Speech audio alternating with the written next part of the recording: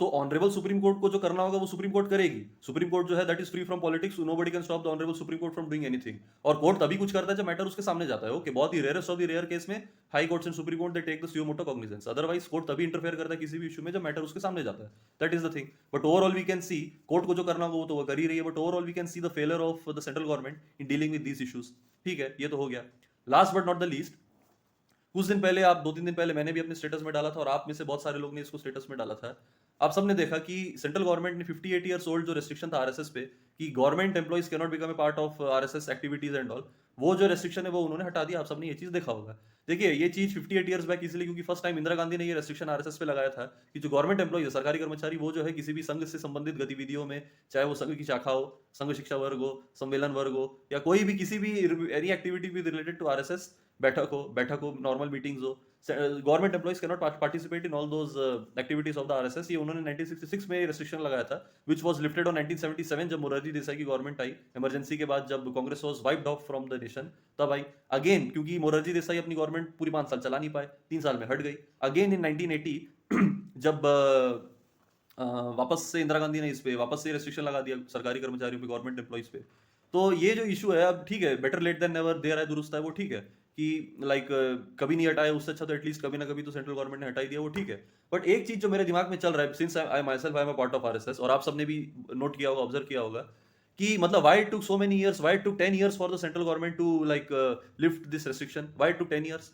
2014 में जब पावर में आया, 19 में जब पावर में आया, इससे पहले भी जब 6 साल अटल जी की गवर्नमेंट थी, उस टाइम पे उन्होंने ये रेस्ट्रिक्शन हटाया क्यों नहीं? Why it took so many years for BJP and NDA government to lift this restriction? This might be, जो मेरी अंडरस्टैंडिंग और मुझे जो अलग अलग अलग तरीके से पता चला है कि जेपी नड्डा भाई साहब ने सेकंड फेज में एक स्टेटमेंट दिया था, आप सबको याद होगा, मैंने उस विषय में भी वीडियो बनाया था आप सबके सामने। आप सबको याद होगा, उन्होंने कहा था कि संघ बीजेपी जो है, बीजेपी को अब संघ की आवश्यकता नहीं है चुनाव प्रचार के लिए, उन्होंने कहा था। तो बाकी 5 चरणों में जो है संघ ने अपना पल्ला झाड़ लिया, संघ ने छोड़ दिया, ठीक है भाई, तुम्हारा चुनाव है, तुम देख लो जैसा भी है। ओके, और we all can see the results, BJP ने कैसा परफॉर्मेंस किया, वी ऑल कैन सी।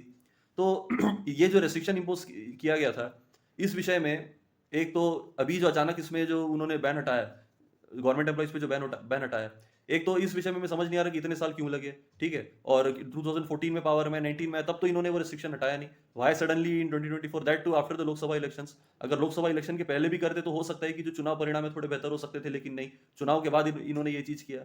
क्यों? क्योंकि इन्हीं के पार्टी के जो तब जो अध्यक्ष थे जेपी नड्डा, उनसे जो गलती हुआ उसको छुपाने के लिए, उसको कवर करने के लिए, दूसरा इन्होंने उनको कैबिनेट में मिनिस्ट्री बना दिया। इन सब चीजों को छुपाने के लिए सडनली आई फील की, और ये जेपी नड्डा के जो स्टेटमेंट आप सबने यदि सुना हो तो मैं वो चीज बता देता हूँ, एक चीज क्लैरिफाई कर देता हूँ जनता के सामने कि वो स्टेटमेंट उन्होंने दिया नहीं है, दिलवाया गया है। सोचिएगा इस बारे में। तो कुल मिला के इन तीनों इशू को अगर कंपाइल किया जाए तो we all can see the way supreme sorry I mean central government is dealing with this issue, and central government is dealing and making their voters upset. तो इसका अब देखिए, कोई भी, मैं समझता हूँ कि कोई भी काम ऐसा सेंट्रल गवर्नमेंट को नहीं करना चाहिए जिससे ये जो टेन्योर है, ये जो इनिंग्स है उनका आखिरी इनिंग्स, ऐसा नहीं करना चाहिए। बट जो कर रही है, the way central government is dealing with all these issues and all in a very immature manner, that is actually a very bad indication for them in the future. So let's see क्या होता है। तो